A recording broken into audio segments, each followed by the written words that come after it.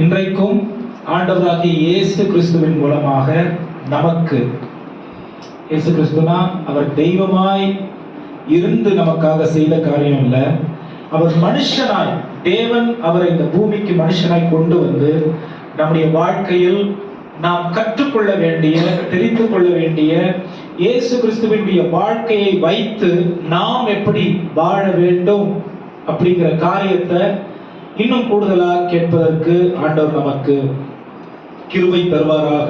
ரொம்ப முக்கியமான ஒரு சத்தியம். ஏன்னா ஆண்டவராகிய இயேசு கிறிஸ்து இந்த பூமிக்கு வரும் பொழுது வந்ததின் நோக்கம் ரெண்டு காரியம் தான்.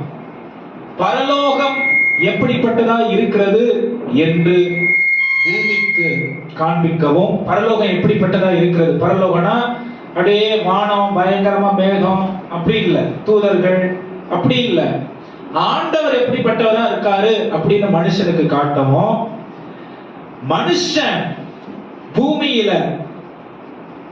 எப்படி வாழணும் அப்படிங்கிறத, அதாவது மனுஷனை எதுக்காக ஆண்டவர் உருவாக்குனாரு, மனுஷனை உருவாக்குன இந்த உருவாக்குதல் தேவனுடைய நோக்கம், எதற்காக மனுஷனை உருவாக்குனாருங்கிற அந்த காரியத்தை மனுஷன் சரியா வாழல. அதனால இயேசு கிறிஸ்து பூமிக்கு வந்து மனுஷனா எப்படி வாழணுங்கிறத காண்பித்து கொடுப்பதற்கு ரெண்டு காரியத்துக்காக தான் வந்தார். ஆமென். இதுக்கு இடையில தேவனோட மனுஷனுக்கு இருந்த தொடர்பு துண்டிக்கப்பட்டிருச்சு. பாவத்தின் நிமித்தம் பாவத்தை மன்னிக்கவும், நம்மை ரட்சிப்பதற்கும், அதற்கு பிறகு ரட்சிக்கப்பட்ட, அதாவது நம்ம ஒண்ணு புரிஞ்சிக்கணும், ரட்சிக்கப்பட்ட நாம் எப்படி வாழணும் அப்படிங்கறத காண்பிக்கிறதுக்காக தான் பரலோகத்தின் தேவன் பரலோகத்தின் மாதிரியை ரட்சிப்பின் நிமித்தம் நாம் பெற்றுக்கொள்ள, புதுப்பிக்கப்பட, அவர் விரும்பத்தக்க ஒரு வாழ்க்கையை வாழ்றதுக்கு ஆண்டவர் நம்மள என்ன பண்ணியிருக்காரு சொல்லுங்க, என்ன பண்ணியிருக்காரு? பிரித்தெடுத்திருக்க. பக்கத்துல பார்த்து சொல்லுங்க, ரட்சித்திருக்காரு. ஆமென். ரட்சிக்கப்பட்ட நாம் இந்த உலகத்துல வாழ்ந்தாலும் உலகத்தின்படி வாழ்வதற்கு தெரிந்து கொள்ளப்படவில்லை. ஆமென். அத காட்டுறதுக்கு தான் இயேசு கிறிஸ்து பூமிக்கு வந்தார். நான் இந்த பேசுற பிரசங்கம் எத்தனை பேருக்கு இது தெளிவா புரியுதுன்னு தெரியல. ஆனாலும் இது ரொம்ப முக்கியமான ஒரு காரியம். பைபிள் காலேஜ்ல இது 60 மணி நேரம் கத்துக் கொடுப்பாங்க. சன்ஷிப், அதாவது டிஎன்டி வேற, ஹியூமன் நேச்சர் வேற. ஆண்டவராகிய இயேசு கிறிஸ்துவினுடைய மனித தன்மையிலிருந்து நமக்கு அவர் என்ன செய்தாருங்கிறத 60 மணி நேரம் கத்துக் கொடுப்பாங்க. அதனாலதான் ஒரு 5, 6, 7 வாரமா நான் இதை பேசிக்கிட்டு, ரொம்ப முக்கியமான ஒரு விஷயம். இதை நம்ம புரிஞ்சுக்கலன்னா மனுஷனா, கிறிஸ்தவர்களா பூமியில எப்படி வாழணுங்கிறது புரியாது. ஆமென். பரலோகத்திற்காக எப்படி நம்ம ஆயத்தப்படுத்தப்படுகிறோம் புரியாது. பரலோகத்தினுடைய எதிர்பார்ப்பு நமக்கு என்ன இருக்கு புரியாது. இயேசு கிறிஸ்து இந்த பூமியில நமக்காக செய்த காரியத்தை அப்படியே நம்ம என்ன செய்ய வேண்டும் என்று தேவன் எதிர்பார்க்கிறார் தெரியாது. அப்ப கிறிஸ்தவர்களா வாழுவோம், ஆனால் எந்த வகையிலும் நாம் நமக்கும் மற்றவர்களுக்கும் பிரயோஜனம் உள்ளவர்களா இருக்கவே முடியாது. ஆமென். எபிரேயர் 1ஆம் அதிகாரம் 1ஆம் வசனத்திலிருந்து இல்ல 2, 3 வசனங்கள் வாசிங்க. எபிரேயர் 1ஆம் அதிகாரம் 2, 3, 4 வசனங்கள். 2, 3 போதும். 2, 3 வசனங்கள் வாசிங்க. இந்த கடைசி நாட்களில் குமாரன் மூலமாய் நமக்கு திருவுளம் பற்றினார். கவனிங்க, இவர் யாரு? இந்த குமாரன் யாரு? இவர் சர்வத்திற்கும் சுதந்திரவாளியாய் நியமித்தார். இவரை கொண்டு உலகங்களையும். இந்த குமாரன் யாருன்னு நமக்கு தெரியலன்னா, இவர் என்ன செய்திருக்கிறாருன்னு தெரியாது. இவர் என்ன செய்திருக்கிறாருன்னு தெரியலன்னா நம்ம எதுக்கு சுதந்திரவாளிகள்னு தெரியாது. நம்மளுடைய அதிகாரமோ நம்முடைய ஆளுகையும் என்னவென்று இயேசு கிறிஸ்துவின் மூலமா தான் தேவன் நமக்கு வெளிப்படுத்தி இருக்கிறார். ஆமென். வாசிங்க. இவர் மூலமா தான் உலகத்தை உண்டாக்கினார். இவர் யார் தெரியுமா? இந்த குமாரன் ஆண்டவராகிய இயேசு கிறிஸ்து யார் தெரியுமா? எப்பவுமே எப்படி பார்க்க கூடாது, சிலுவையில தொங்குற மாதிரி அப்படியே ரத்தம் சொட்ட சொட்ட ஏழையா ஒரு பழைய துணியை போட்டுக்கிட்டு, அந்த காலத்துல வந்து அப்படிதான் இருந்தது. ரோப் அப்படின்னு சொல்லுவாங்க, தலையில இருந்து கால் வரைக்கும். இன்னைக்கு நைட்டி மாதிரி இருக்கு, ஆனா அவங்களுக்கு வந்து அது நைட்டி கிடையாது. அவர்களுடைய பெரிய என்ன சொல்றதுங்க, ராஜ வஸ்திரம் கூட சொல்லலாம். ராஜாக்களும் அந்த மாதிரி தான் போடுவாங்க, சாதாரண ஜனங்களும் அவர்களுக்கு ஏற்ற மாதிரி அந்த மாதிரி தான் போடுவாங்க. நல்ல வஸ்திரத்தை அணிந்தவராய் அவர் வந்து என்ன சொல்றதுங்க, காலில் செருப்பு இல்லாம தலை சாய்க்க இடம் இல்லாம இருக்கிறாரு பைபிள் சொல்லுது. ஆனா அவருடைய அதிகாரம் எப்படிப்பட்டது அப்படின்னு வெறும் வெளிப்புறமான சரீர பிரகாரமான காரியத்தை தேவனோட நாம் ஒப்பிடாம, ஆவியில் அவர் எவ்வளவு பெரிய தேவனா இருந்தாரு, ஆத்துமாவில் அவர் எவ்வளவு வல்லமை படைத்தவராய் இருந்தாரு, அவருடைய சொரூபம் எப்படி 100க்கு 100 தேவனை வெளிப்படுத்தினதா இருந்தது. எல்லாத்தையும் நம்ம இன்னைக்கு பார்க்க போகிறோம். வாசிங்க 3வது வசனம். இவர் அவருடைய மகிமையின் பிரகாசமும். அவருடைய மகிமையின் பிரகாசமா யாரு? பரலோக தேவனுடைய மகிமையை அப்படியே அவருடைய வாழ்க்கையில வைத்திருந்தவராய் இருக்கிறவர் தான் இயேசு கிறிஸ்து. ஆமென். பரலோக தேவனை அப்படியே மனுஷனா காண்பித்ததுதான் யாரு? இயேசு கிறிஸ்து. அப்ப பரலோக தேவனுடைய மகிமையின் பிரகாசமும் அவருடைய தன்மையின் சொரூபமாய். ஆண்டவருடைய தன்மை என்னது? ஆளுகை செய்கிறது. ஆண்டவருடைய தன்மை என்னது? உருவாக்குகிறது. ஆண்டவருடைய தன்மை என்னது? நம்ம நிறைய பார்க்கிறோம். Character of God, attributes of God. அவர் நல்லவர், அவர் போதுமானவர், அவர் உண்மையுள்ளவர், அவர் இரக்கமுள்ளவர், அவர் தயவு செய்கிறவர், அவர் எல்லாவற்றுக்கும் ஆளுகை உள்ள தேவனாய் இருக்கிறார். இந்த எல்லா தன்மையும் இயேசுவிலே நாம் காண முடியும். அப்புறம் சர்வத்தையும் தம்முடைய வல்லமையுள்ள வசனத்தினாலே தாங்குகிறவர். எப்படி இதெல்லாம் பண்றாரா? தம்முடைய வல்லமையுள்ள வசனத்தினாலே இவைகளை தாங்குகிற தேவனாய் இருக்கிறார். ஆமென். தம்மாலே தாமே நம்முடைய பாவங்களை நீக்கி சுத்திகரிப்பை உண்டு பண்ணி உன்னதத்தில் உள்ள மகத்துவமானவருடைய வலது பாரிசத்திலே உட்கார்ந்தார். ஹல்லேலூயா சொல்லுங்க, நல்ல ஹல்லேலூயா. அப்ப இந்த குமாரனாகிய இயேசு கிறிஸ்து யாரு? தேவனுடைய தற்சொரூபம், பூரணமான வெளிப்பாடு. ஆமென். ஆண்டவர் எப்படியோ இயேசு அப்படி. அப்ப குமாரனை உடையவர்களாய் அல்லது குமாரனின் ரத்தத்தினால் கழுவப்பட்டு அவருடைய பிள்ளையாய் இருக்கிற நாம் யாரு? இயேசுவின் தற்சொரூபம். ஆமென். இயேசுவின் தற்சொரூபம். ஆண்டவர் எப்படி? அப்படிதான் இயேசு கிறிஸ்து. இயேசு கிறிஸ்து எப்படி? அப்படிதான் நம்ம. ஹல்லேலூயா. எத்தனை பேருக்கு சந்தோஷமா இருக்கு? ஓ, நான் வந்து அப்ப ஒரு மாதிரி கேவலமா தனியா ஒதுக்க விட்டு எல்லா நாளைக்கு என்ன பண்ணணும்னு தெரியல, இந்த மாசம் முடிவு வருது, யார்கிட்ட போய் கடன் வாங்கணும், இந்த மாதிரி இருக்கிறதுக்கு நம்ம ஆண்டவரு அழைக்கல. தேவனுடைய தற்சொரூபம் இயேசு கிறிஸ்து. இயேசு கிறிஸ்துவினுடைய பூரண அவருடைய அடையாளம் நம்ம. ஆமென். இது ரட்சிக்கப்பட்டவர்களுக்கான ஒரு சத்தியம். இது போய் ரட்சிக்கப்படாதவங்க கிட்ட பேசுனீங்கன்னா புரியாது. ஆமென். என்ன பண்ண முடியாது? ஏன்னா அவங்க ஃபர்ஸ்ட் பாவத்தை அறிக்கை செய்யணும், அவங்க தங்களுடைய வாழ்க்கையை இயேசுக்கு ஒப்பு கொடுக்கணும், இயேசுவோடு நடக்கிறதுக்கு பழகணும், வேதத்தின்படி தன்னுடைய வாழ்க்கையை மாற்றிக்கொள்ளணும். அப்பொழுது இயேசு கிறிஸ்துனுடைய சகல வல்லமைகளும் அவர்களுக்குள்ளே வெளிப்படும். அப்ப நம்ம நம்ம மூலமா வெளி உலகத்திற்கு அல்லது ரட்சிக்கப்படாதவர்களுக்கு காண்பிக்கலனா பக்கத்துல பார்த்து கேளுங்க, வேற யாரு காண்பிப்பா? இயேசுவை எப்படி காட்டக்கூடாது சொல்லுங்க. இயேசுவை எப்படி காட்டக்கூடாது? இப்ப எப்படி காட்டிக்கிட்டு இருக்கோமா அப்படி காட்டக்கூடாது. இயேசு ஜெயமுள்ளவர், மகிமையுடையவர், பரலோக தேவனுடைய பூரண சொரூபத்தையும் தன்மையும் உடையவர். ஆமென். இத ஆண்டவர் நமக்கு கொடுத்திருக்க. என்ன பேசுறாரு இவரு? அப்படின்னு நினைக்கிறீங்களா? ரோமர் 8ஆம் அதிகாரத்தை திருப்பி, ரோமர் 8ஆம் அதிகாரம் 28ஆம் வசனத்துல இருந்து, சரி 29ஆம் வசனத்துல இருந்து வாசிக்கலாம்.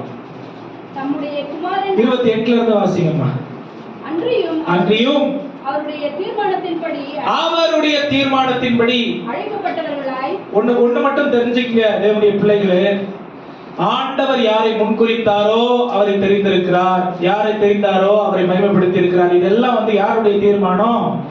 உங்களுடைய வாழ்க்கையை மேம்படுத்தணுங்கிறது யாருடைய தீர்மானம்? சொல்லுங்க, யாருடைய முடிவு? சொல்லுங்க, யாருடைய முடிவு? நல்ல சத்தமா தான் சொல்லுங்களேன். என்னுடைய முடிவு நினைச்சிட்டு உட்கார்ந்துருக்கீங்களோ? ஆண்டவருடைய முடிவு. நிறைய நேரம் என் வாழ்க்கை மாத்துறதுக்கு நான் தான் காரணம் அப்படின்னு உலகம் சொல்லி கொடுக்கும். நீ முன்னேறணும்னா நீ தான் முயற்சி எடுக்கணும், உலகம் சொல்லி கொடுக்கும். நீ மேல வரணும்னா உன்னுடைய உழைப்பு தான் மேல வரணும், உலகம் சொல்லி கொடுக்கும். ஆனா கிறிஸ்தவம், வேதம், தெய்வீகம் என்ன சொல்லி கொடுக்கு தெரியுமா? அவருடைய தீர்மானத்துக்கு வாழ்க்கையை பூரணமா ஒப்புக்கொடு. ஒருவன் கிறிஸ்துவுக்குள் இருந்தால் புது சிருஷ்டியாய் இருக்கிறான், பழையவைகள் ஒழிந்து போயின, எல்லாம் புதிதாயின. இந்த புதிதாக்கப்பட்ட புதிய உடன்படிக்கையின் பிள்ளைகளாய் இருக்கிற நீங்களும் நானும் இயேசு, உயிர்த்தெழுந்த இயேசுவை வெளிப்படுத்த வேண்டிய தேவை இருக்கிறது. இது யாருடைய தீர்மானம்? பரலோக தேவனுடைய தீர்மானம். ஆமென். ஊழியம், அழைப்பும் அப்படிதான்.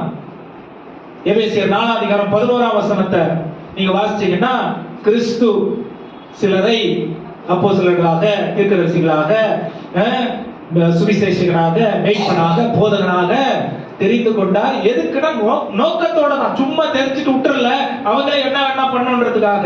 அதுக்கு கீழேயே வந்து 12-13 வசனத்தை நீங்க வாசிச்சீங்கன்னா, எதுக்காக அவர் சிலரை அவரே தெரிந்தெடுத்திருக்கிறார்னா அவருடைய நோக்கத்தை நிறைவேற்றுறதுக்கு.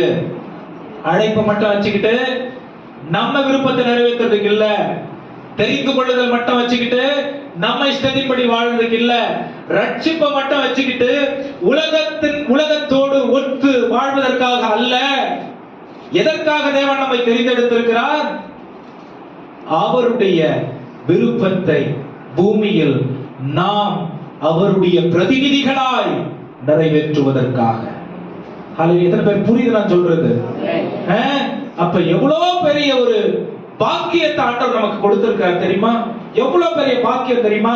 அவர் இந்த பூமியில் நான் வெளிப்படுத்தணும். எப்படி நான் சொல்றேன் பின்னாடி உங்களுக்கு ஆச்சரியமா இருக்கும். வாசிங்க 29ஆம் வசனம். நம்முடைய குமாரன் அநேக சகோதரருக்குள்ளே, தம்முடைய 28ல இருந்தே வாசிங்க. அன்றியும் அவருடைய தீர்மானத்தின்படி அழைக்கப்பட்டவர்களாய். எதற்காக? வாசிங்க. தேவனிடத்தில் அன்பு கூறுகிறவர்களுக்கு சகலமும் நன்மைக்கு ஏதுவாக, தேவனிடத்தில் அன்பு கூறுகிறவர்களுக்கு சகலமும் நன்மைக்கு ஏதுவாக நடக்கிறது என்று அறிந்திருக்கிறோம். என்னது? ஆண்டவர் எதுக்காக நம்மளை அழைச்சிருக்காரு? அவருடைய தீர்மானத்திற்கு ஒப்பு கொடுத்து அவருடைய நடத்துதல்ல இருக்கிறவங்களுடைய வாழ்க்கை எப்படிப்பட்டதா இருக்குமா? சகலமும் நன்மைக்கு ஏதுவானதாய் இருக்கும். ஆனா தீமையே பார்க்கிறோம், குறைவே பார்க்கிறோம், பலவீனமே பார்க்கிறோம், கண்ணீரே பார்க்கிறோம், வேதனையே பார்க்கிறோம். அவருடைய தீர்மானத்தை என் வாழ்க்கையில ஏற்றுக்கொள்ள மனதில்லாத இருந்து அவருடைய ஆசீர்வாதங்கள் வேணும், அவருடைய நடத்துதல் வேணும். அப்படி இருக்கிற நிலையில் இருக்கிறவர்களுக்கு தான் இந்த குறைவு, இந்த பலவீனம், இந்த போராட்டம், இந்த இயலாமை எல்லாம் இருக்கும். ஆமென். சொல்லுங்க ஹalleluya. இன்னைக்கு தெளிவா இத புரிஞ்சுக்கணும். ஏன் ஆண்டவர் நன்மைக்கு ஏதுவான காரியத்தை நமக்கு தராரு தெரியுமா? 29ஆம் வசனம். நம்முடைய குமாரன் अनेक சகோதரருக்குள்ளே, கவனிங்க, நீங்கள் நானே யாரு? அவருடைய குமாரனுடைய சகோதரர்கள். ஆண்டவராகிய இயேசு கிறிஸ்துவுக்கு நீங்கள் நானே யாரு? சகோதரர்கள். அப்ப இயேசு கிறிஸ்து வீட்ல நீங்கள் நானே என்ன பண்ணிருக்கோம்? பிறந்திருக்கிறோம். மறுபடியும் பிறந்த எல்லாரும், மறுபடியும் பிறக்கிறது ரட்சிக்கப்படுறது. மறுபடியும் பிறந்திருக்கிற எல்லாரும் இயேசு கிறிஸ்துவினுடைய வீட்டில இருந்து வர பிள்ளைகள். ஆமென். அப்படி நம்முடைய குமாரனாக, அதாவது நம்முடைய சகோதரராகிய இயேசு கிறிஸ்து, வாசிங்க. சகோதரருக்கு முதல் பேரனாய் இருக்கும் பொருட்டு தேவன் எவர்களை முன்குறித்தாரோ முதற் பேரான குமாரன், அதாவது முதற் பேரானவராய் இருக்கும் பொருட்டுனா என்னது? எதுல அவர் முதற் பேரானவராய் இருக்கிறாரு? எதுல முதற் பேரானவராய் இருக்கிறாரு? ஆண்டவராகிய இயேசு கிறிஸ்து நம்முடைய சகோதரன். எதுல அவர் முதற் பேரானவராய் இருக்கிறாரு? எதுல முதற் பேரானவராய் இருக்க? போன வாரத்துக்கு முன்னாடி வரோம், நான் அதை தான் பிரசங்கம் பண்ணேன், மறந்துட்டீங்க. எதுல முதற் பேரானவராய் இருக்கிறாரு? மரித்தோர்களில் இருந்து முதலாவது எழுப்பப்பட்டவராக, மரணத்தை முதலாவது ஜெயித்தவராக, மரணத்தையும் சாவையும் பாதாளத்தையும் வென்றவராக முதற் பேரானவராய் இருக்கிற இந்த இயேசு கிறிஸ்து நம்முடைய சகோதரராய் இருக்கிறார். ஹல்லேலூயா சொல்லுங்க. அப்ப இந்த சகோதரர் தான் நமக்கு இப்ப வழிகாட்டி. ஆதாம் கிடையாது. ஆமென். ஆதாம் விழுந்து போனதற்கு, பிசாசுக்கு நம்முடைய ஆளுகையை கொடுத்துட்டதுக்கு ஒரு உதாரணம் இயேசு கிறிஸ்து. மரித்தோர்கள் இருந்து அவன் ஆண்டவருக்கு கீழ்ப்படியாம போனதுனால சாகவே சாவா என்றதை நம்ம தலைமையில எடுத்துன்னு வந்துட்டான். ஆண்டவராகிய இயேசு கிறிஸ்து என்ன பண்ணாரு? நீ என்னை விசுவாசிப்பதின் மூலம் நித்திய ஜீவனில் உனக்கு என்னோடு பங்கு இருக்கிறது என்று ஜீவனை முதற் பேரானவனாய் கொண்டு வருவதில்ல, அவர் நமக்கு ஆசீர்வாதம் உள்ள தேவனா மாறிட்டார். ஹல்லேலூயா சொல்லுங்க. ஹல்லேலூயா. அங்க ஆண்டவர் சாகவே சாவாயின்னு ஆதாமுக்கு சொன்ன உடனே அவன் சாவல. ஆமென். சரீரத்துல சாவு வரல, ஆத்மாவுல மரணம் வந்துருச்சு. தேவனோடு இருக்கிற தொடர்புல துண்டிக்க, அதாவது என்ன சொல்றதுங்க, ஒரு விரிசல் வந்துருச்சு. இங்க இயேசு கிறிஸ்து நீ வாழ்வடைவாய் சொன்ன உடனே நமக்குள்ள என்ன திரும்ப வந்துருச்சு? ஆவியில ஜீவன் உண்டாயிருச்சு, நித்திய ஜீவன் உண்டாயிருச்சு. ஆமென். என்றைக்கும் அவரோடு கூட இருக்கிற நிச்சயம் நமக்கு கிடைச்சிருச்சு. சரீரத்திலும் மறுபடியும் நம்ம பிறந்திருக்கிற, அதாவது பிறக்கிறதான அந்த ஒரு வாய்ப்பும் ஆண்டவர் நாம் மரித்தாலும் அவர் வரும் பொழுது உயிரோடு எழுப்புகிற அந்த ஒரு காரியத்தை உண்டாக்கிட்டார். ரட்சிக்கப்படுகிறவர்களுக்கு மட்டுமே இருக்கிறதான சுதந்திரம். ஹல்லேலூயா. இத புரிஞ்சீங்கன்னா ராஜா மாதிரி வாழ்வீங்க. உண்மையா நான் சொல்றேன். ஆமென். அதனால நான் பாவமே, நான் என்ன வேணா பண்ணுவேன், அப்படி அந்த ரூட்ல போயிடக்கூடாது. ஆமென். ரட்சிப்பு ஒரு பெரிய பொறுப்பு. இன்னைக்கு கிருபையின் பிரசங்கியார்கள் என்ன பண்றாங்க அப்படின்னா, நீ கிருபைனால என்ன வேணா இல்ல, கிருபை ஒரு பெரிய ரெஸ்பான்சிபிலிட்டி, ஃபெய்த் ஒரு பெரிய ரெஸ்பான்சிபிலிட்டி. ஆண்டவர் நமக்கு கொடுத்திருக்கிற வரங்கள் வல்லமைகள் ஒரு பெரிய பொறுப்பு. ஆமென். அதை வச்சு நான் அதிகாரம் செலுத்து, மனுஷர் மீது அதிகாரம் செலுத்துறது இல்ல, அந்தகார வல்லமைகளோடும் பிசாசின் துரைத்தனங்கள் மீது நான் அதிகாரம் செலுத்துவதற்காக எனக்கு கொடுக்கப்பட்டிருக்கிறது. சரியா புரிஞ்சுக்கணும். அப்பதான் தேவனுடைய மகிமை நம்முடைய வாழ்க்கையில நாம் வெளிப்படுத்த முடியும், காண்பிக்க முடியும். ஹல்லேலூயா. இந்த இயேசு கிறிஸ்து என்ன பண்றாரு? வாசிங்க. தேவன் எவர்களை முன்குறித்தாரோ அவரை தம்முடைய, இததான் நான் இவ்வளவு நேரம் சொல்லிட்டு இருந்தேன். இயேசு கிறிஸ்து என்ன பண்றாரு? நம்மள பக்கத்துல பார்த்து சொல்லுங்க, நீங்களே ஒன்னும் ரட்சிக்கப்பட்டு வந்துடல சர்ச்சுக்கு. நிறைய நேரம் நம்ம நினைக்கிறோம் ஆண்டவருக்கு என்னமோ நம்ம வந்து அப்படியே நம்ம சர்ச்சில் வந்து உட்கார்றதுனால ஆண்டவர் என்னமோ வந்து ஒரு ஒரு நம்மால ஆண்டவர் பெனிஃபிட் ஆகுது ஆண்டவருக்குன்ற மாதிரி. இந்த கவர்மெண்ட்ல கொடுப்பாங்க பாருங்க, 1 கிலோ அரிசி கொடுத்துட்டா என்னமோ நமக்கு நம்ம மாசம்லாம் நம்ம அதுல சாப்பிட்டுட்டு நம்ம நல்லா இருந்துருவோம் மாதிரி கவர்மெண்ட் நினைக்குதுன்னு வச்சுக்கங்களேன். 10 கிலோ அரிசி அந்த மாதிரி ஆண்டவர் நம்ம அணுகுகிறோம் நிறைய நேரத்துல. ஆமென். ஆண்டவர் எப்படிப்பட்டவர் தெரியுமா? எவ்வளவு ஒரு பெரிய பாக்கியம் இன்னைக்கு இந்த ஆலயத்துக்குள்ள நம்ம வந்திருக்கிறது. ஏன் தெரியுமா? உலகத்துல அத்தனை கோடி மக்கள் இருந்தாலும் உங்களை என்னை அவர் முன்குறித்திருக்கிற தேவனா இருக்கிறார். ஆமென். முன்குறித்திருக்கிற தேவனா இருக்கிறார். அதுக்கு சர்ச்சைக்கு வரும்பொழுது அந்த கணத்தோட வரணும். சோர்வா வந்து தூங்க கூடாது சர்ச்சில். அப்படியே வரும்போது மதன வரக்கூடாது.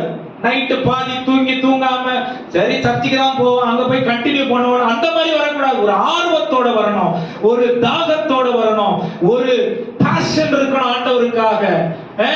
இதயத்துல அக்கினி கொழுந்து விட்டு எரியணும். ஏன்னா அவர் என்ன முன்குறித்திருக்கிறதுனாலதான் இந்த ஒரு பாக்கியம், இந்த ஒரு ஸ்தானம் எனக்கு.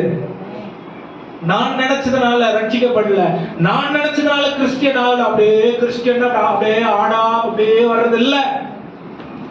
ஆமென். இந்த வாழ்க்கை அவருடையது, இந்த மூச்சு அவரது. அவர் தீர்மானித்ததின் மூலம் இன்னைக்கு இந்த ஆலயத்துல அவருடைய பிள்ளையா அப்பான்னு கூப்பிட அந்த தகுதி இல்லாத அந்த வாய்க்கு அப்பான்னு கூப்பிடுற அந்த புத்திர சுவிகாரத்தை நம்முடைய சகோதரராகிய இயேசு கிறிஸ்துவினுடைய மரணம் நமக்கு கொடுத்திருக்கிறது. ஹல்லேலூயா. ஆலயத்தை அலட்சியமா ஏன் எண்ணக்கூடாது? அவருடைய ரத்தத்தினால் அவர் சம்பாதித்த ஒரு சபை இது. அவருடைய முன் தீர்மானத்தினால் கொடுத்த ரட்சிப்பின் நிமித்தமாய் வந்து இந்த ஆலயத்தில் நாம் அமர்ந்திருக்கிறோம். ஹல்லேலூயா. இது மிகவும் மிகவும் கனத்துக்குரிய காரியம். இதை எந்த சூழ்நிலை இழந்து விடக்கூடாதுன்னு சொல்லி இதை நான் பாதுகாக்கிறது எப்படி தெரியுமா? என் ரட்சிப்பை நான் பாதுகாப்பேன். எப்படி என் ரட்சிப்பை நான் பாதுகாப்பேன்? டெய்லி ஆர்வத்தோட அவரை தேடுவதன் மூலம், அவரை கண்டடைவதன் மூலம், அவருக்கு இந்த வாழ்க்கையை பூரணமா ஒப்பு கொடுக்கிறதன் மூலம். எப்படி ஒப்பு கொடுப்பேன்? அவர் விரும்புகிறத இந்த வாழ்க்கை மூலமா நான் செய்வதன் மூலம் அவருக்கு நான் என்ன பூரணமா ஒப்பு கொடுக்கிறேன். ஏன்னா நான் பூரணமா ஒப்பு கொடுத்த அவருடைய மகிமையின் சாயலா என்னுடைய சரீரத்துல இயேசு கிறிஸ்துவை நான் சுமக்கிறேன். இந்த இயேசு கிறிஸ்து என்னிலிருந்து வெளிப்படுகிறார். இந்த இயேசு கிறிஸ்து என்னிலிருந்து வெளிப்படும் போது பரலோகம் மகிமைப்படுகிறது. ஹல்லேலூயா. இதெல்லாம் இங்க உட்கார்ந்து இருக்கிற பாக்கியவான்களாய் இருக்கிற உங்களுக்கும் எனக்கும் தேவன் கொடுத்திருக்கிற சுதந்திரம். எவரை முன்குறித்திருக்கிறாரோ அவர் என்ன பண்றாரு? ஆண்டவராக இயேசு கிறிஸ்துவினுடைய என்ன பண்றாரு? சாயலுக்கு. ஆண்டவருடைய சாயலை எப்படி 100% இயேசு கிறிஸ்து பிரதிபலித்தாரோ, மனுஷனா நமக்கு தேவன் வைத்திருக்கிற டாஸ்க் என்னது? வேலை என்ன தெரியுமா? 100% இயேசுவை நாம் இந்த பூமியில அவருடைய சாயலை பிரதிபலிப்பது. ஹல்லேலூயா. அதுக்கு வேண்டிய ஆயத்தத்தை நம்ம பண்ணிட்டே இருக்கணும். அதுக்கு வேண்டிய ஜெபத்தை நம்ம செஞ்சுக்கிட்டே இருக்கணும். அதுக்கு வேண்டிய உபவாசத்தை நம்ம எடுக்கணும். அதற்கு வேண்டிய பரிசுத்தத்துக்கான காரியத்தை நம்ம மனதை, நம்ம இதயத்தை, நம்முடைய வாழ்க்கையை நம்ம ஒப்பு கொடுத்து செயல்படுத்தி கொண்டே இருக்கணும். அப்பொழுது தேவனுடைய மகிமை நம்மிலிருந்து வெளிப்படும். ஹல்லேலூயா.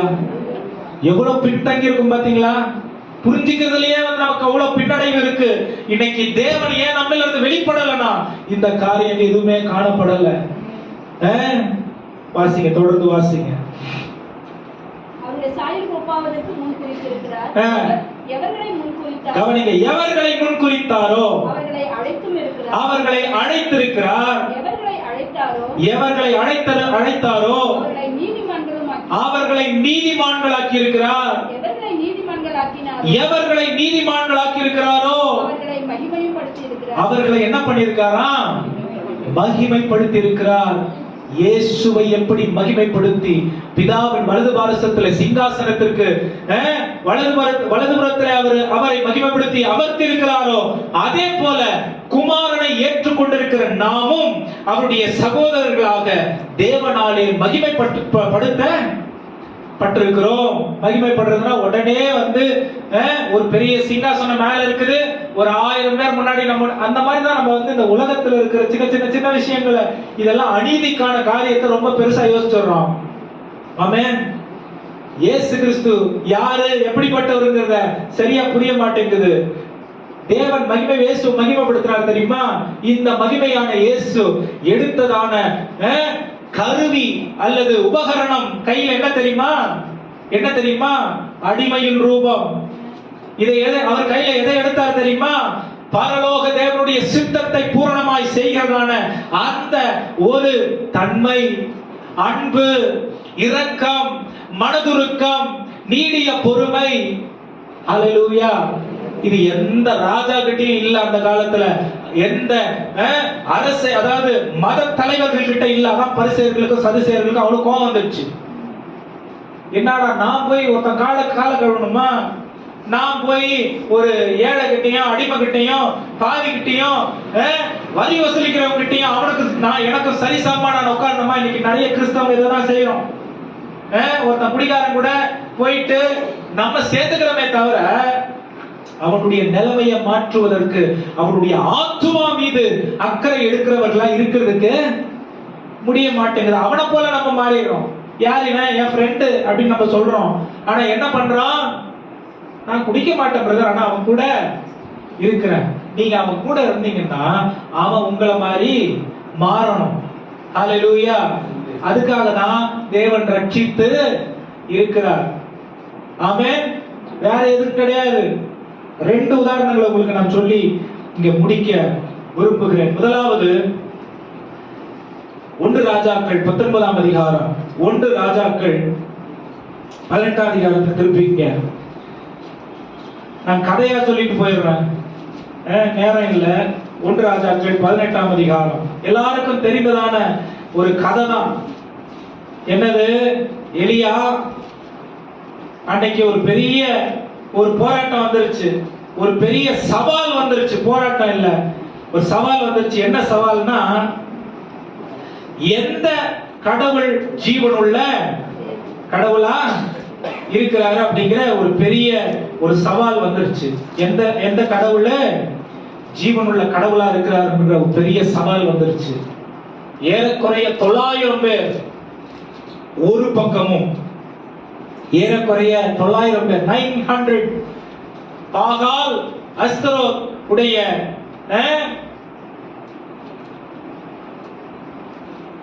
நபர்கள் அல்லது அவர்களுடைய பிரதிநிதிகள் 900 பேர். அவங்க கூட தான் ராஜா ராணி எல்லாம் இருக்காங்க.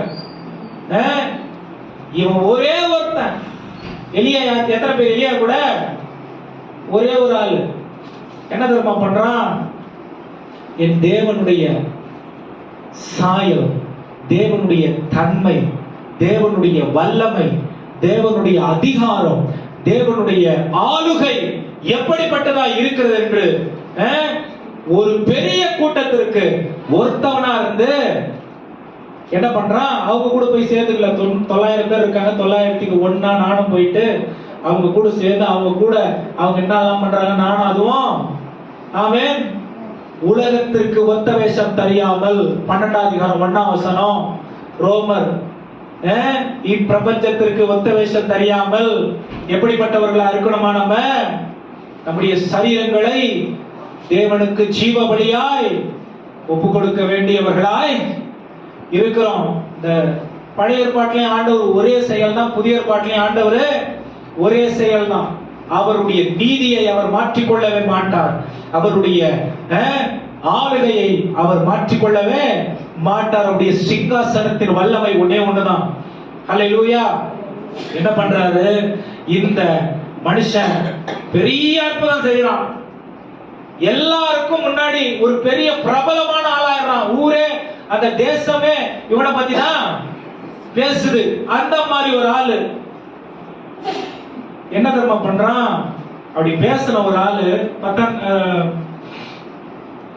ஒரு வசனத்தை வாசிக்கலாம். 18ஆம் அதிகாரம்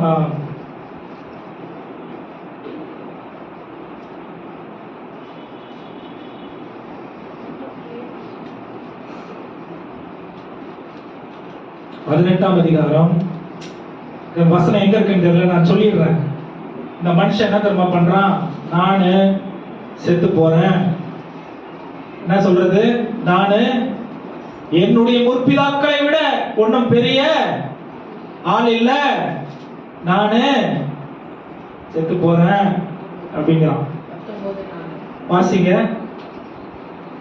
19 ವಾಸಿಂಗ ತರುವಾಯ ತಾನು ಒಬ್ಬನಾಗಿ ಅರಣ್ಯದೊಳಗೆ ಒಂದು ದಿವಸದ ಪ್ರಯಾಣದಷ್ಟು ದೂರ ಹೋಗಿ ಒಂದು ಜಾಲಿ ಗಿಡದ ಕೆಳಗೆ ಕೂತುಕೊಂಡು ಮರಣವನ್ನು ಅಪೇಕ್ಷಿಸಿದನು. ಅವನು, ಯೆಹೋವನೇ, ನನಗೆ ಸಾಕಾಯಿತು, ನನ್ನ ಪ್ರಾಣವನ್ನು ತೆಗೆದು ಬಿಡು, ನಾನು ನನ್ನ ಪಿತೃಗಳಿಗಿಂತ ಉತ್ತಮನಲ್ಲ ಎಂದು ದೇವರನ್ನು ಪ್ರಾರ್ಥಿಸಿ. என்ன பண்றாரு? ஜபமே இவருக்கு இப்படிதாங்க. என்ன பண்றாரு? ஆண்டவரே என்ன எடுத்துக்கங்க. ஒரு அதிகாரத்துக்கு முன்னாடி என்ன சொல்றாரு?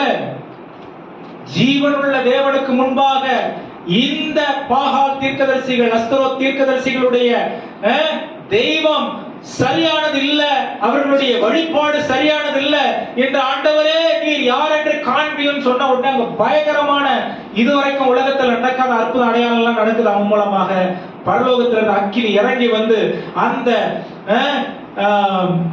ஏசாயாவினுடைய எலியாவினுடைய அந்த பலிய ஆண்டவர் ஏற்றுக்கொள்றதை நாம் பார்க்க முடிகிறது.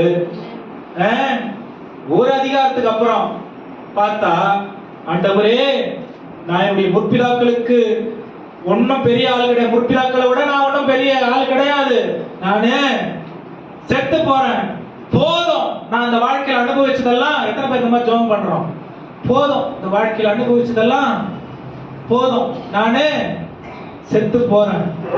பக்கத்துல பார்த்து சொல்லுங்க, ஆண்டவர் முடிவை கொண்டு வர்றதுக்காக உங்களை கொண்டு உங்களை தெரிந்தெடுக்கல சொல்லணும். பக்கத்துல பார்த்து ஒரு முடிவை கொண்டு வந்ததுக்கு ஒரு என்ன சொல்றது, அப்படியே முடிஞ்சு போச்சு அவ்வளவுதான் அப்படின்றதுக்காக ஆண்டவர் தெரிஞ்சுக்கல, புதிய ஆரம்பத்தை கொடுக்கிறதுக்கு தான் அவரு தெரிந்தெடுத்திருக்கிறார். என்ன பண்றாரு தெரியுமா? ஒரு மனுஷன் ஆண்டவருக்காக பரலோகத்தின் பிரதிநிதியா நிக்கிறான். உலகம் பெருசா இருக்கு, அன்னைக்கும் சரி இன்னைக்கும் சரி, நம்ம ஒரு சின்ன கூட்டமா இருக்கலாம், ஆனா தேவனுக்காக நாம் நிற்கும் பொழுது எப்படி அவர் நம்மளை விடவே மாட்டாருங்கிறதுல நம்ம நிச்சயம் உள்ளவர்களா இருக்கிறதுக்கு இந்த வசனம் நமக்கு அவ்வளவு பிரயோஜனம் உள்ளதா இருக்கு. பாருங்க என்ன சொல்றாரு, அப்படியே நீங்க வாசிக்கிறதுக்கு நேரம் இல்ல. என்ன சொல்றாரு தெரியுமா? ஆண்டவர் எலியாவுக்கு வெளிப்படுறாரு. எப்படி வெளிப்படுறாரு? அங்க பயங்கரமான ஒரு என்ன வருது? 11ஆம் வசனம் வாசிங்கம்மா. 19:11 1 ராஜாக்கள் 19:11. அப்பொழுது அவர், நீ வெளியே வந்து கர்த்தருக்கு முன்பாக பர்வதத்தில் நில் என்றார். அப்பொழுது வாசிங்க.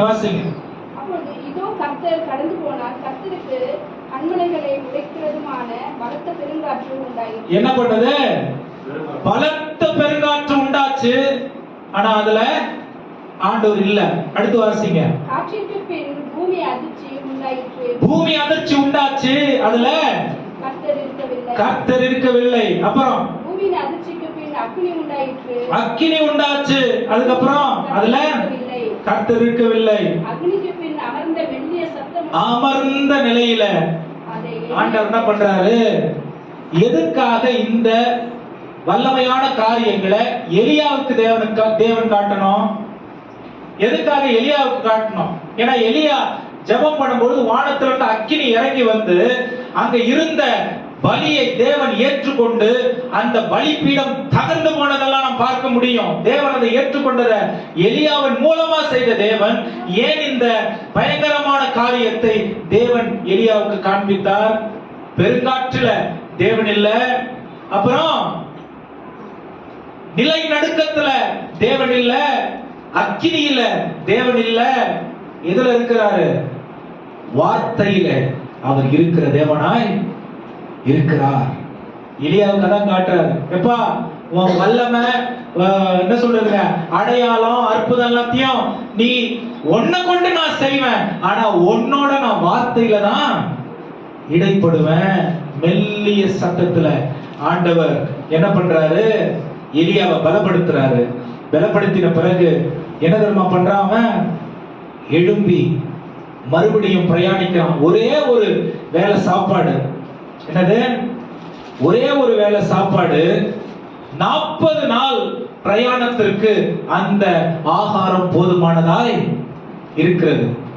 ஆண்டவர் ஒருத்தவங்களை தெரிந்து கொண்டா அவர்களுடைய வாழ்க்கையில தேவன் கொடுக்கிற நிறைவு இப்படிப்பட்டதாய் தான் இருக்கும்.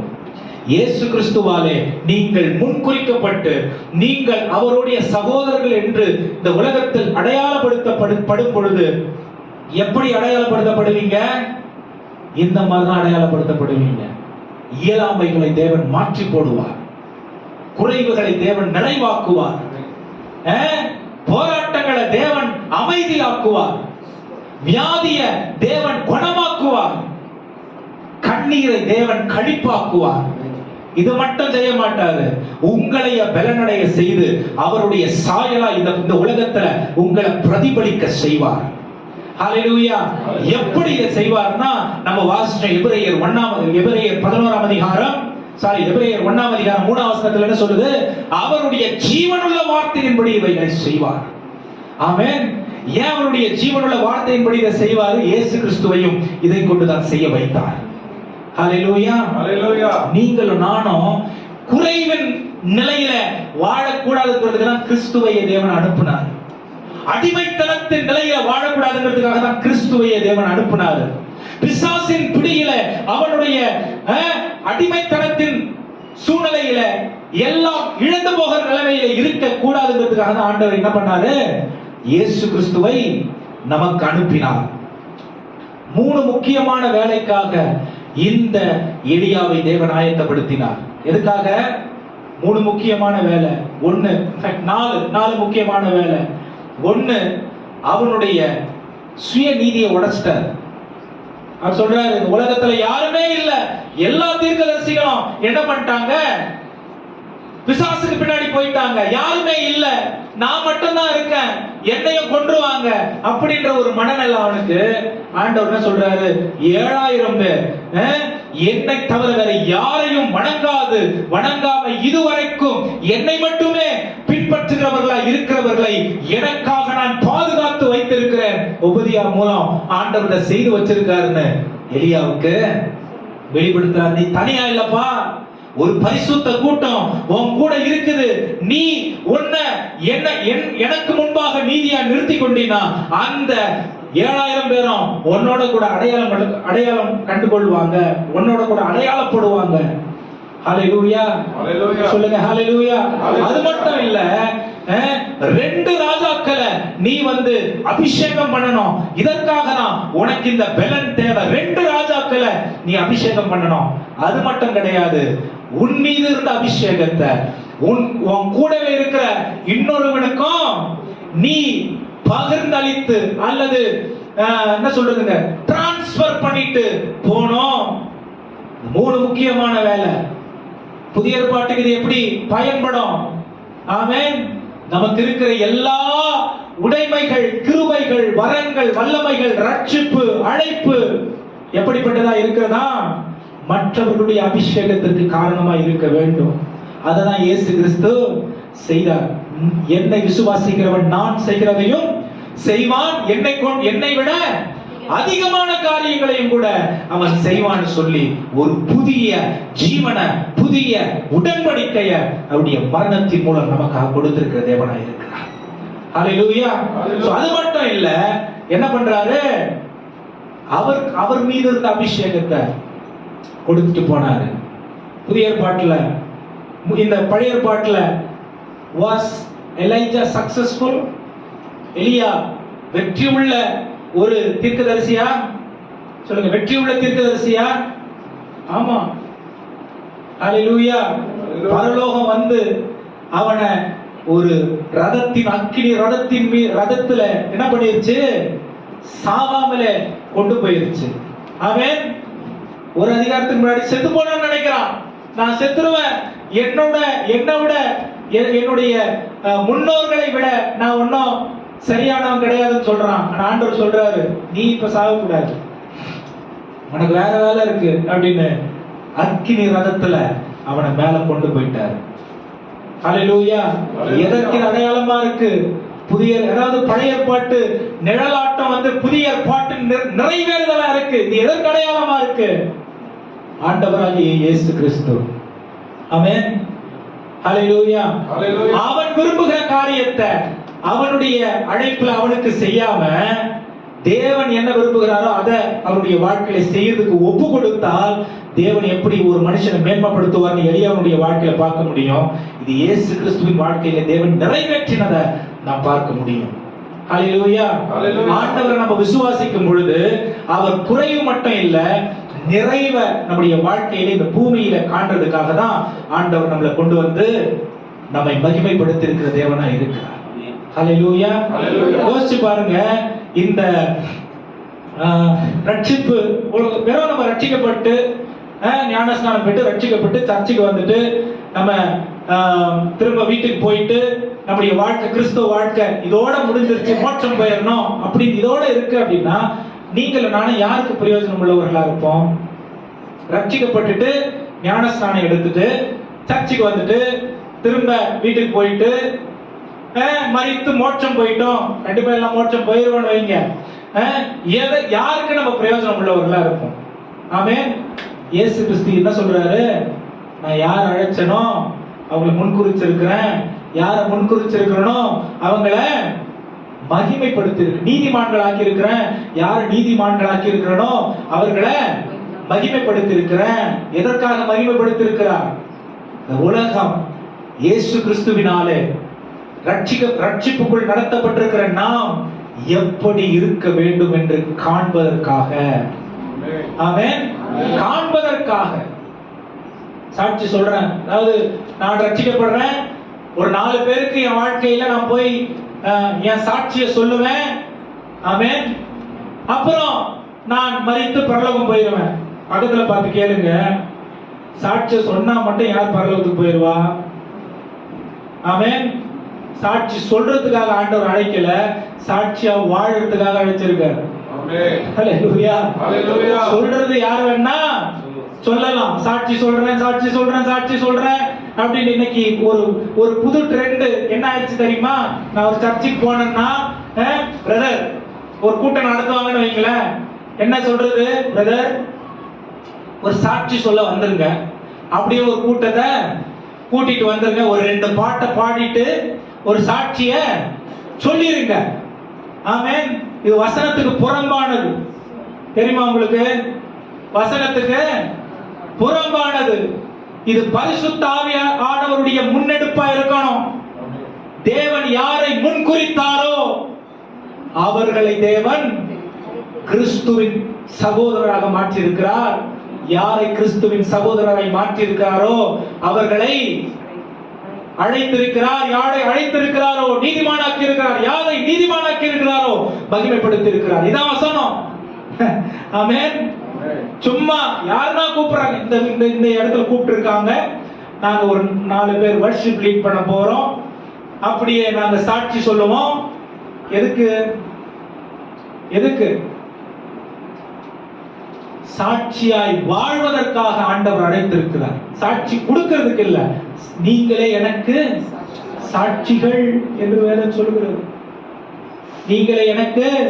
அப்ப எவ்வளவு உலகத்துல ஊழியத்தை எடுத்து போய் திணைச்சிட்டு உலகத்தின்படி நான் சக்சஸ்ஃபுல்லா இருக்கணும்னு நினைச்சு தேவனுடைய மாதிரிய நான் என்ன பண்றேன்? அப்படியே மாத்தி உலக அதிபதிக்கு நான் என்னுடைய ஆளுகையை கொடுத்து விட்டு அவனுடைய நடத்துதல நான் பெருமையா பெருசா நினைச்சு என்ன நான் உபயோகப்படுத்தப்படுகிறதுனாலே நான் சந்தோஷப்படுகிறேன். இந்த தேவனால வந்தது நினைக்கிறது எவ்வளவு பெரிய ஒரு குறைபாடு.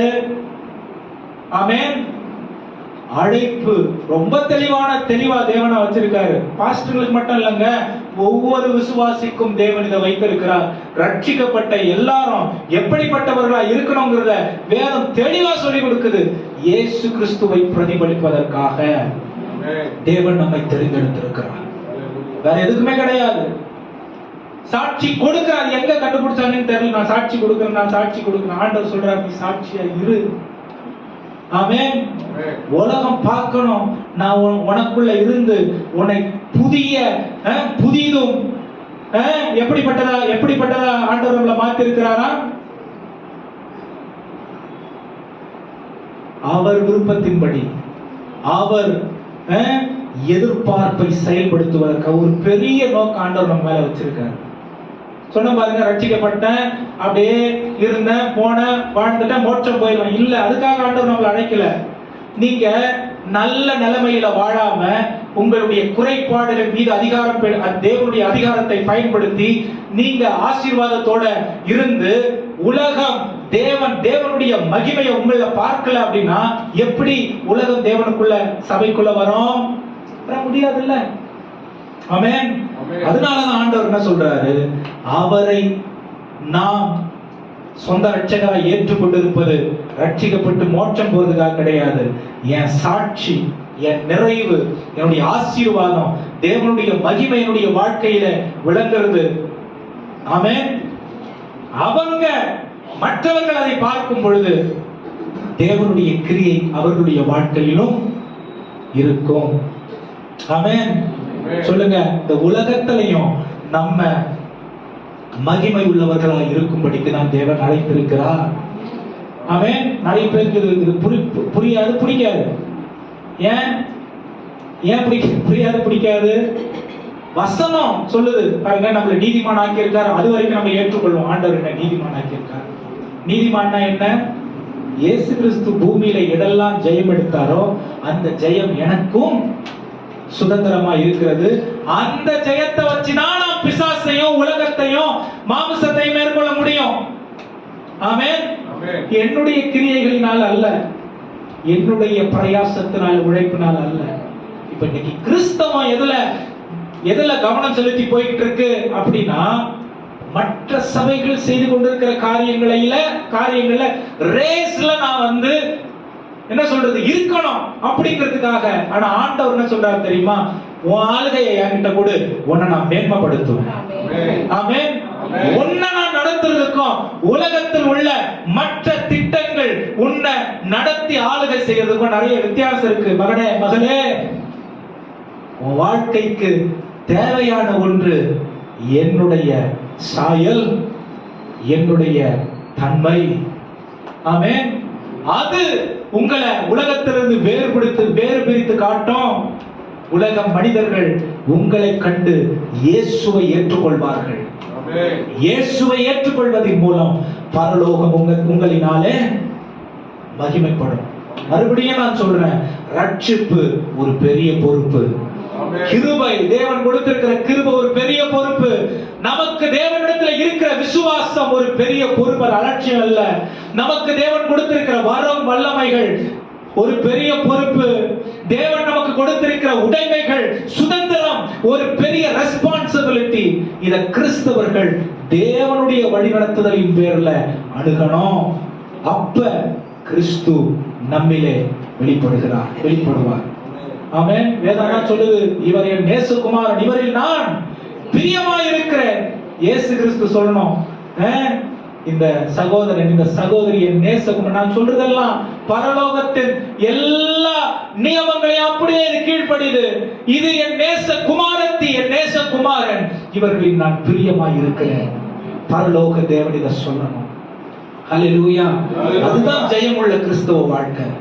இதுதான் தேவன் நம்மிடத்தில் எதிர்பார்க்கிற ஒரு காரியம். இததான் இயேசு கிறிஸ்து மனிதனாய் பூமிக்கு நமக்காக செய்ய கற்றுக் கொடுத்து போயிருக்கிறார். ஹல்லேலூயா.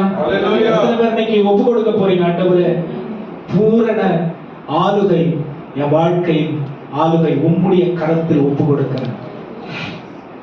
இனி 30 வருஷம், 40 வருஷம், 50 வருஷம் மனுஷனா நம்ம இந்த பூமியில வாழ்ந்துட்டோம். இத்தனை வருஷம் வாழ்ந்து எதை நாம் பார்க்கலையோ, உம்முடைய ஆளுகை என் மீது உம்முடைய நடத்துதல் எப்படிப்பட்டதா இருக்கிறது என்று இனி நான் இயேசுவுக்கு என்னுடைய வாழ்க்கைய பூரணமா அர்ப்பணிப்பதன் மூலம் வாழ்க்கையை ஒப்பு கொடுக்கிறேன். நீங்க ஆண்டவரே எல்லாம் அப்படி இல்லை, நீங்க நடத்துங்க, நான் நடக்கிறேன்.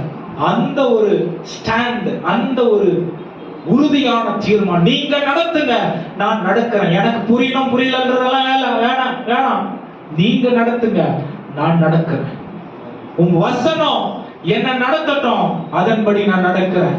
உன் வசனம் எனக்கு கற்றுக் கொடுக்கட்டும், அதன்படி நான் வாழுறேன். ஆமென். அதன்படி வாழும் பொழுது பரலோக பிரஜைகளாய் இங்காயத்தப்படுவோம். ஆமென். அதுக்கு தான் தேவன் நம்மளை ரட்சித்திருக்கிறார். பிரியமானவர்களே, கண்களை மூடி கர்த்தரை நோக்கி பார்க்கலாம். சொல்லுங்க, ஆண்டவரே, என்னுடைய சித்தம் இல்லை, என்னுடைய விருப்பம் இல்லை, என்னுடைய எண்ணம் இல்லை. ஒவ்வொரு நாளும் இயேசுவை போல் மாறுவதற்காக தான் ஆண்டவரே எங்களுக்குள்ள நீ பரிசுத்த ஆவியானவரை வைத்திருக்கிறீர்கள். உம்முடைய பூரண நடத்துதலை எங்களுடைய வாழ்க்கையில நாங்கள் காண, இயேசு மனிதனாய் எங்களுக்காக செய்த ஆண்டவரே ஒவ்வொரு தியாகத்தின் பலனாக உம்முடைய பூரண ஆளுகைக்கு எங்களை நாங்கள் ஒப்பு கொடுக்கிற ஆண்டவர் என்று சொல்லுங்க. ஹல்லேலூயா. ஸ்தோத்திரிக்கிறோம். ஹalleluya ஸ்தோத்திரிக்கிறோம் ஆண்டவரே. ஹalleluya ஸ்தோத்திரிக்கிறோம் ஆண்டவரே. ஸ்தோத்திரிக்கிறோம் இயேசுவே உம் நாமமே உயரணும். ஹalleluya இயேசுவே உம் நாமமே பெருகணும். ஹalleluya உங்க நாமம் உயரணும், இன்னும் மேன்மை அடையணும். ஆடுவோம் ஆடுவோம் அல்லேலூயா. சொல்லுங்க, எத்தனை பாக்கியமுடைய பிள்ளைகளா இருக்கிறது, எத்தனை மனமகிழ்ச்சி நீர் எங்களை சகோதரர்கள் என்று அழைக்கிறது. ஆடுவோம் அல்லேலூயா. சிங்கத்தின் கேள்வியும் தீச்சூளை நாடுவியும் உம் நாமம் உயர்த்தும் போது சேதங்கள் அணுகிடல எழுந்து நின்று சிங்கத்தின் கேள்வியும் தீச்சு ஒப்பு கொடு. நாட்டம் கையில ஒப்பு கொடுக்கப்பா. பரிசுத்தாவியானவரே எங்களுக்கு நீ கற்று தாரும் என்று கேளுங்க. அணுகிடாது இயேசுவே உம் நாமமே உயரணும். அல்லேலூயா இயேசுவே உம் நாமமே பெருகணும். அல்லேலூயா உங்க நாமம் உயரணும், இன்னும் மேன்மை அடையணும். இது என் வாழ்க்கை மூலமா நடக்கணும் ஆண்டவர் என்று சொல்லுங்க. என் வாழ்க்கை மூலமா உங்க நாமம் உயரட்டும். நான் செய்கிற என் செய்கையின் மூலமா நீங்க மகிமைப்படட்டும், நீங்க நேர்மை அடையட்டும் ஆண்டவர் என்று சொல்லுங்க. பாடுவே பாடுவோம் அல்லேலூயா. சிறைச்சாலை அடைப்பதில்லை, சங்கிலிகள் நிரந்தரம் இல்லை. உங்க நாமம் உயர்த்தும் பொழுது அஸ்திவாரம் நிலைப்பதில்லை. சிறைச்சாலை அடைப்பதில்லை, சங்கிலிகள் நிலைப்பதில்லை. உங்க நாமம் உயர்த்தும் போது அஸ்திவாரம் நிரந்தரம் இல்லை.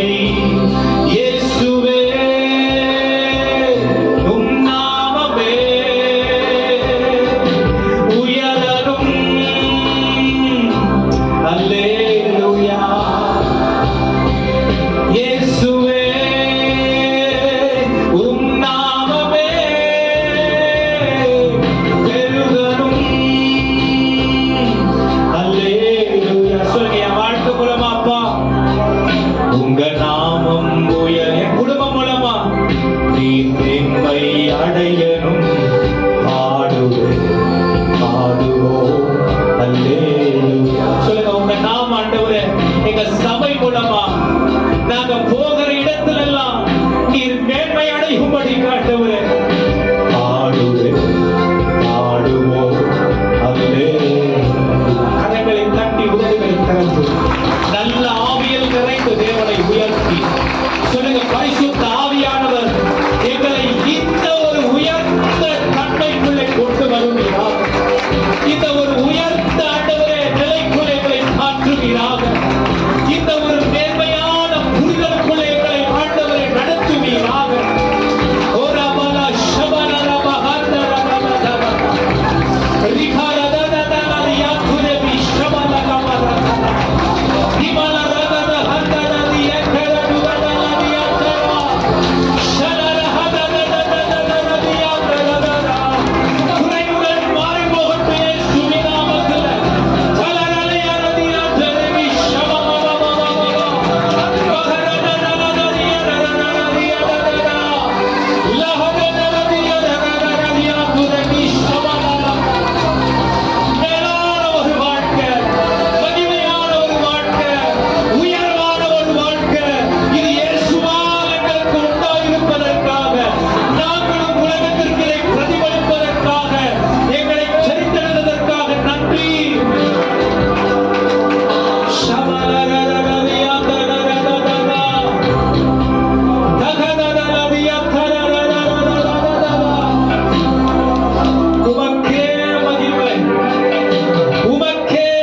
மகிமை, உமக்கே புகழ், உமக்கே கனம், உமக்கே துதி.